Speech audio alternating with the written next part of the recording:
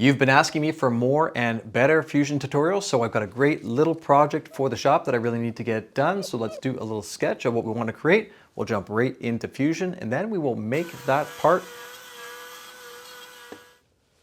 and see how it turned out as well. So stick around.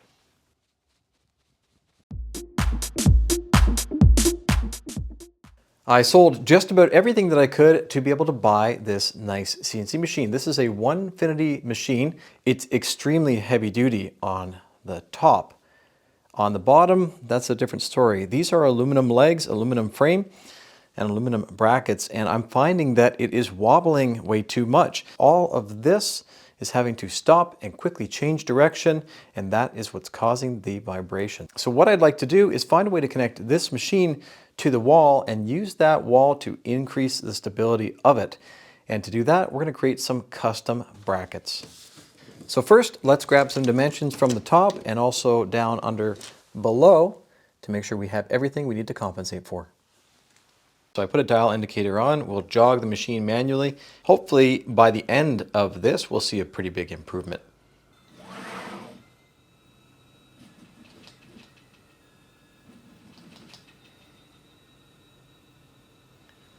That's pretty clear, I think, on the y-axis movement. You see quite a bit of vibration going on.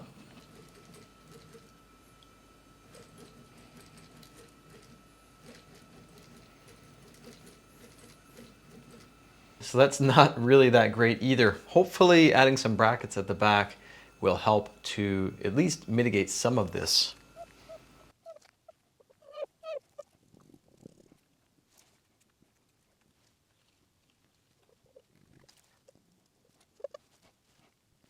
So what we need to do is find a way to connect this wall to here and have it be quite rigid. To have a 2x6 or something like that. So I think what makes sense is to have something come up underneath and actually touch the MDF, and it can be connected to the MDF. Something kind of like that. It is a mistake to try and get everything to fit perfectly tight. It's better to, especially in this case, leave enough room so that it works not just for my case, but also for anybody else who's trying to do the same thing. So when we come around here, we're going to leave a lot more space. It's a good idea to have a lot bigger gap there, and we completely avoid that problem and anybody having to potentially cut that out around here. Now these machines have a stepper motor that takes up this section, so they can't be too close to the wall. We're going to add some flanges on here and flanges on here. That gives us a lot of flexibility of how we can connect this, but also some stability as well. Probably the first and most important step, one of the most important steps, is to create the parameters. This is a pretty boring step, so if you have a standard set of parameters you want to use, you can just import them. You can export the ones you want and just import them very easily, just picking them up from a file folder somewhere. I really like a parametric drawing. I like it because it helps other people if I share the Fusion file, but I also like it because it helps me too. I can change the stock thickness later on when I actually get the material. I take a measurement, I change it to 16.2 millimeters or whatever, 19.2 millimeters, 3/4 of an inch, and everything updates automatically. I don't need to change it in every single location. Makes it really painless. So for the MDF, I have spoil thickness.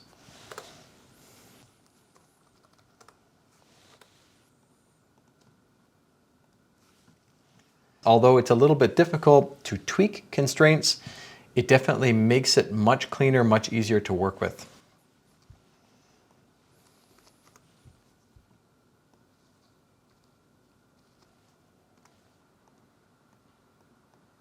And what I like to do is try and reuse that sketch for as much as I possibly can. I find that it gets super cluttered the more sketches that I have. Having the ability to create layers in Fusion might be advantageous. I don't know that there is any way of doing that like you'd use it in AutoCAD, for example, turning layers on and off. Originally, I was going to use a 2x4, 2x6 against the wall, but I think I'd like to just use plywood for everything. Plywood just in general is going to be more stable as far as the movement goes, expansion and contraction. We can just draw the basic shape, and where I usually go wrong, and I'm going to try and keep it as simple as I can, is overcomplicating things from the start. We just really want to have a very basic shape, rectangles, triangles, that type of stuff, some circles in there, trying to create something that looks fancy from the start, that looks really pretty, but those really pretty things end up costing you a ton of time. It's just unnecessary. So I do want clearance around this circular rail or this tube. In the height, I don't need to account for very much clearance because that is not going to change. But in the depth, I don't exactly know how everybody's CNC machine is going to be set up. So I have to assume that some are going to be further away from the wall, some are going to be a little bit closer. So what I'm going to do is account for a very small amount of clearance in the height and quite a bit more in the depth. So I have two parameters. I have clearance height and I have clearance depth that I can use. And originally I was going to use 3/4 inch plywood, but that's just unnecessary. I think using 5/8 plywood, just kind of sheathing material. Where I am, we have spruce plywood as standard. So that's what I'm going to be using. Stock thickness times 2. And we want to add that flange, which is really just a mounting piece. So along the wall, what I'll do is use a single layer of plywood.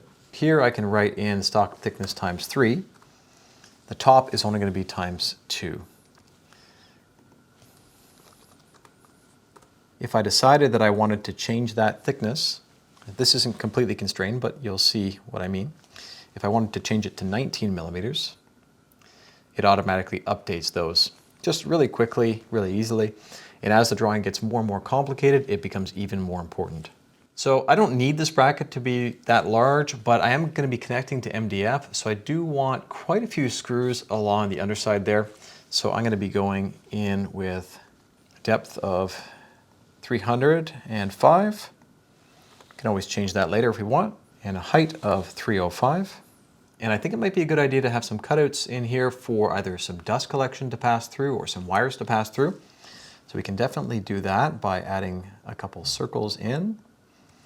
Let's say this one is going to be 75 millimeters, which is nearly 3 inches. And this one can be 135.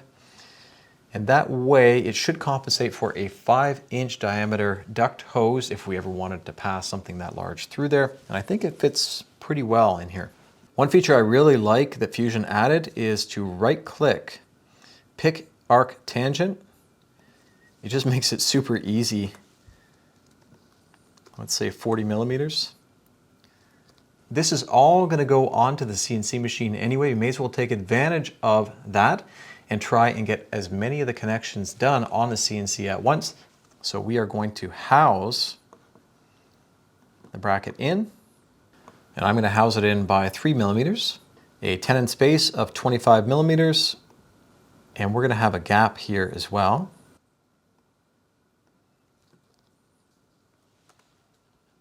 And this can be slightly larger than the router bit diameter, so 7 millimeters.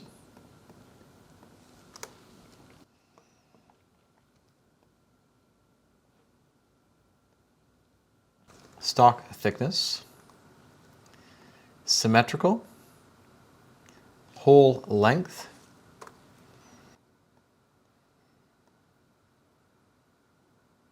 and now we can make these little tiny cutouts, and I'm doing this on purpose as separate steps because I want to actually pattern it across. Some 3 millimeter fillets up here, and we want to pattern along this edge. I think we need 6 of them. Negative tenon space times 2 plus 3. That looks about right. So these little tiny divots in here will help us to avoid any additional work after this comes off the CNC machine. I'm creating the cutout for the groove that's going to house in the bracket. And in this case, I want to make it just slightly larger. I don't want to have too tight of a fit. You could just pound it in. It is wood. It would work. But I think it's better just to create a little bit of clearance, and the glue will fill that gap anyway. So we're going to create that as stock thickness plus 0.2 millimeters. We're going to cut, again, symmetrical. These corners will be rounded. I haven't drawn them rounded just to keep things as simple as possible right in here. So when they are rounded, we should still have the clearance in here that we need. And you can see we have a little bit of space on either side. That's perfect. This is spruce sheathing, and it's just what we had available at a pretty good price. So not the nicest looking stuff. And now we can just measure this. So it is a little bit on the thick side. No, it's not.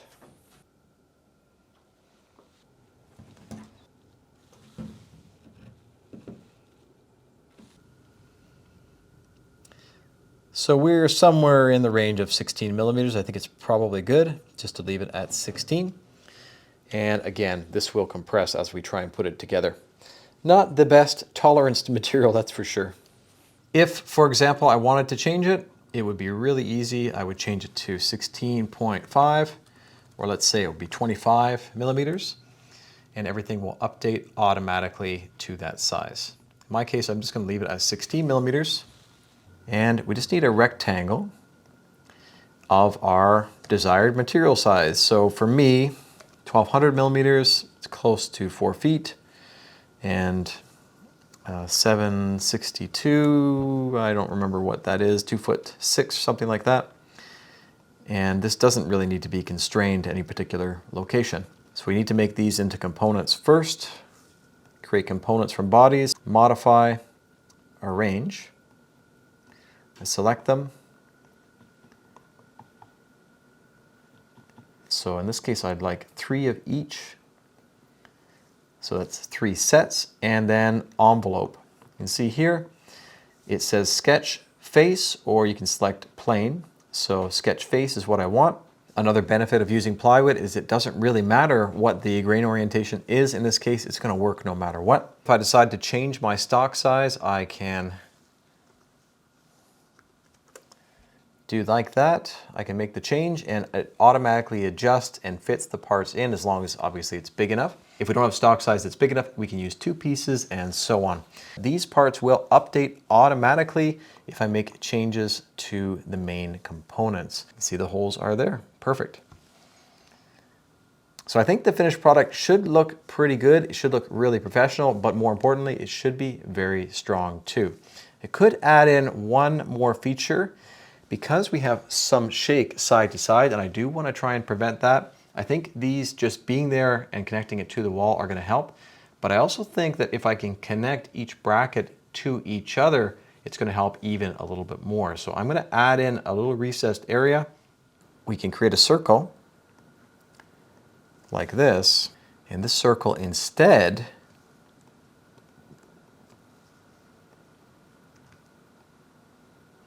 will come out kind of like this, and it can go to either side. It doesn't really matter, but I like it to be precise. So we're going to go at a 45-degree angle. 45, and we can pick whatever size we want. 7 millimeters works really well. And when this comes off the CNC machine, I am going to be using tabbing. We'll have to remove the tabs, but aside from that, it's pretty much going to be ready to put each of them together. So speaking of CNC machine, let's get over there and start making our cuts.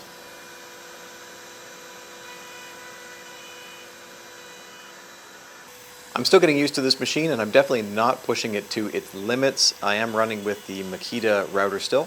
My plan is to eventually upgrade this to a proper CNC spindle. Even though the table is wobbling quite a bit, it doesn't seem to be impacting the final product too much, but I am just machining wood here. If I were to machine something like aluminum, it might be a different story. I'm using a 1/4-inch compression cutter for this, and I like to use the compression cutter.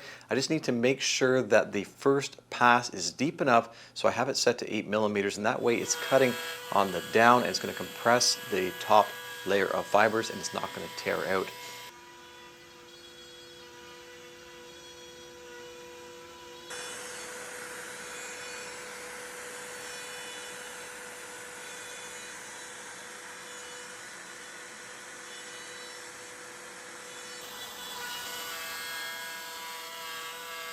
I really like the compression cutter because on the final pass, it's going to be pushing down on the top and pulling up on the bottom, and that leaves a really nice finished product on both top and bottom faces.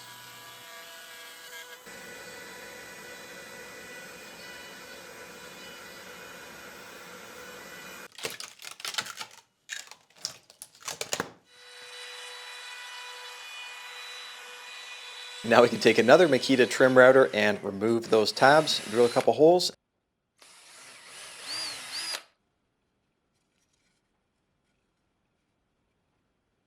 And to glue this together, I'm going to be using PL Premium. I like PL because it expands as it cures, and it does a really good job of bonding face grain and end grain, which is exactly what we have here with the plywood. How come when you have a little bit of glue on your paintbrush, it's hard, but when you have a lot, it's not, right?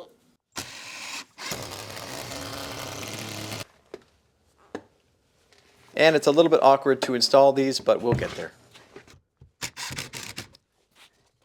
And there is the finished installation, all glued and all screwed. And it has set overnight as well. Let's see how sturdy these are. Feels good. Yep. That's nice. If I ever want to move this machine, I can take the screws out and this section will come off in one piece, which is kind of nice. So let's test this out and see how we did. But before we do that, make sure that you like the video and subscribe to the channel if you're enjoying this type of content. And also if you want to help support the channel in a different way, I have both affiliate links of products that I use in my shop on a regular basis that I know perform well, and also links to my Patreon page.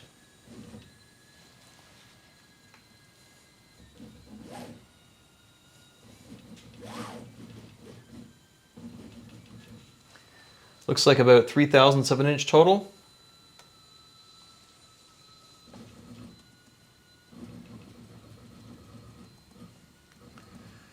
Between 3 and 4 maybe.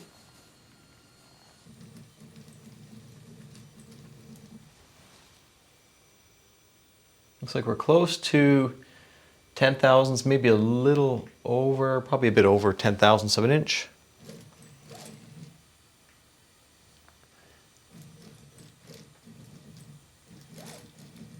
Looks like we're about 20/1000 of an inch still. So unfortunately the x-axis is actually now quite a bit more than the y. So we moved the problem around, but both are at least better. I've modified the Fusion file to make it a little bit more refined than the one that I built, and if you want to try this yourself, I'll put links down there below in the description. The only thing I ask is that when you're done the project, you send me some photos at needitmakeit@gmail.com. I hope you enjoyed this video and found it helpful, and if you also like this type of Fusion content, which is a bit more detailed, let me know down there below so I can keep on making videos like this for you. Thanks to each of my patrons for helping to make these videos possible, and thank you for watching. Take care, and I hope to see you on the next one.